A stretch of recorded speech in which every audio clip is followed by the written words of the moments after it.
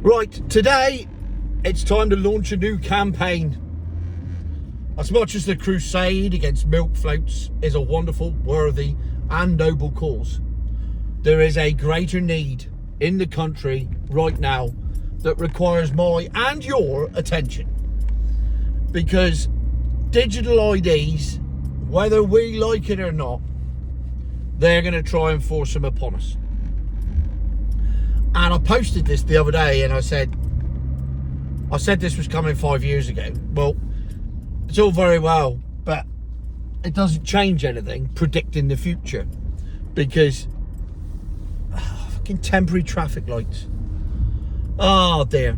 Had I been able to predict the future, I'd have probably turned right instead of left and not be stuck in these temporary traffic lights. But ayo, there you go. At least the start-stop's working today, which is something. And any Alfa Romeo owner out there will know that it's not a guaranteed thing.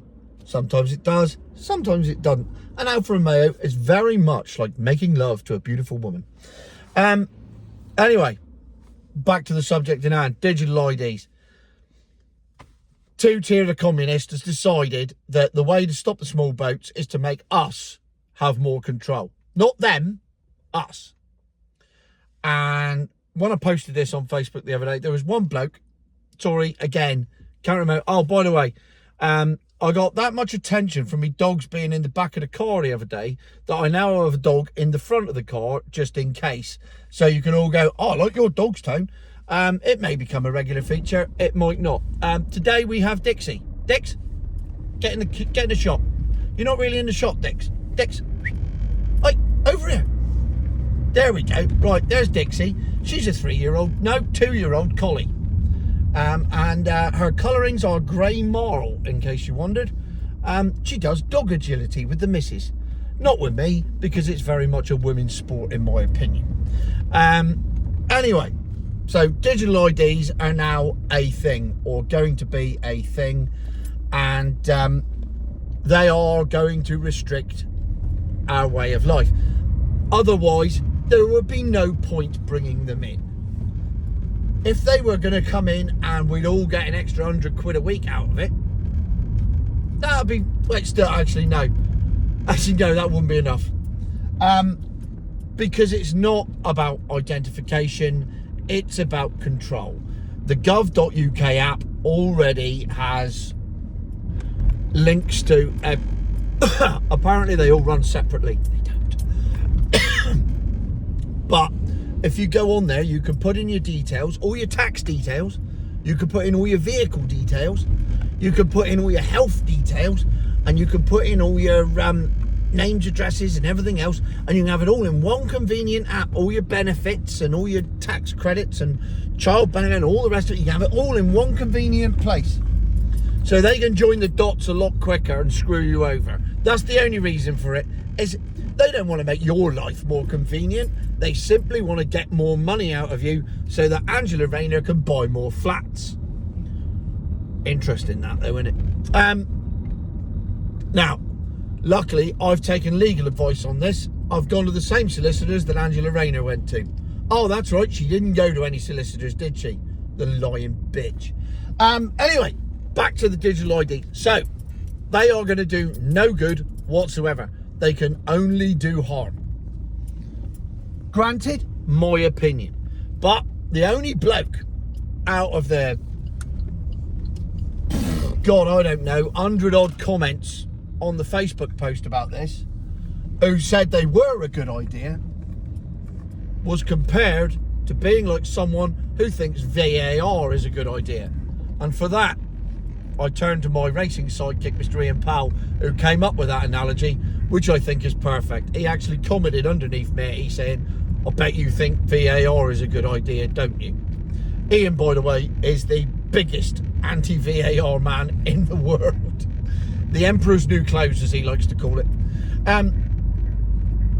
Digital IDs are the new VAR. They are not going to make your life more enjoyable. They are only going to make it more miserable.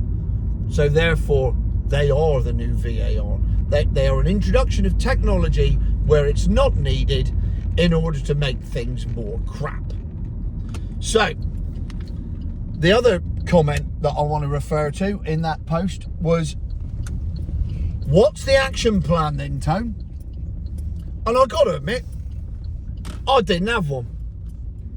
I have no action plan. Dix, mind your head, I can't see the wing mirror. Good girl. I said good girl. Yes, you good girl. Yes, you are. Yeah, that's a good girl, yes. Reversing with a collie by Tone. So then I came up with an action plan. I thought, right, it is time to fight back. And my action plan is as follows. Excuse me while I execute my action plan, and then I'll talk you through it. Here we go. If I turn that round there, look. Oh, that's Dix, no, hang on. Wait, we've got to change that.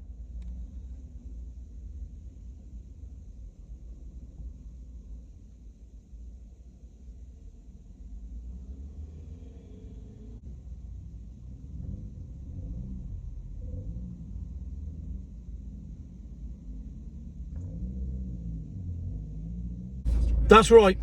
It's this stuff. It's it cash. This is how you fight back against digital IDs. Because as long as we've got that, we've got an element of freedom. They cannot control cash. They can control everything in your bank account if they want to, as I've proven time and time again, and lots of other people have. When you go to withdraw large amounts of cash, they won't let you have it. Digital ID is just a gateway to, you can't spend your cash on that. And the next thing you know, all your money is in a bank account. The only way you're spending money is on your phone, on your watch, on your card. And it'll be, no, you can't have that. You can't have that pint. You can't put that bet on. You can't buy that burger. You can't buy that Rolex watch or whatever. It doesn't matter what it is. There will be restrictions on what you can and can't spend your money on. It's always been the plan. It always will be the plan. And it's why part of COVID was to make us a cashless society. It was forced through on the pretense that money was dirty and you could catch germs from it. At the time, I was running the beach and the ice cream man had to have a pot, an ice cream tub, ironically, full of sanitizer, and he had to sanitize all the money before he could give it out, just in case. What a load of old shit that was, wasn't it? What a load of absolute bollocks. So, I am as guilty of this as every other man, woman, child, collie in the world. I used to wear an iWatch. I've took it off now. I haven't worn it for a month because this was always coming and I needed to start training myself to start using cash again, because I haven't been doing it. I'm a lazy bastard, and there is nothing more convenient in the world than going, I'll have a pint please. Boop, there you go, job done. It literally is that simple, isn't it? But if we are going to have any modicum of freedom for the rest of our lives, we have got to put a line in the sand. And it's the most simplest way to do it. It's not like you've got to do anything. I say that you have got to start doing stuff different. But what you haven't got to do is radically change your life. Literally, I'm now going into Lidl's to get stuff. And normally, I get to the tills. And if you go to the self-service ones, they are all cashless. So therefore, I shall have to queue at a till and pay with my cash. I'm going darts tonight at Bethel Club. Normally, I just hand my phone over. Luckily, daughter number 4 works behind the bar. She's there with the card machine. I don't even need to order now. She knows what I drink, so it's fine. And she just stands with the card machine. She's in for a surprise tonight, because as from now on, I am declaring myself a cash-paying member of society. I am going to pay cash wherever I possibly can. Now, granted, you can't do this when you buy stuff online. And I'm not about to radically change my life and go, for example, I went to get a new pillow. It is a prime example. Prime being the operative word. I went to get a new pillow yesterday. Thought I'd treat myself. Nice memory foam pillow. Went down Dunelm, 45 quid. Bought the same pillow off Amazon, 17 quid. I'm not suggesting that you change your life radically like that. That's not what I'm saying. What I'm saying is when you go Lidl's to pick up a sandwich, or when you go for a pint, or when you go to the shop, or when you go maybe even to buy a car, a cheap car, granted. But for normal day-to-day expenses that you automatically just go, boop, we've all got to start using cash. And it means, like I just did there, going into the, because you don't need to go to a cash point necessarily, because the cash point across the road in Tesco's, pain in the arse driving in and out of there.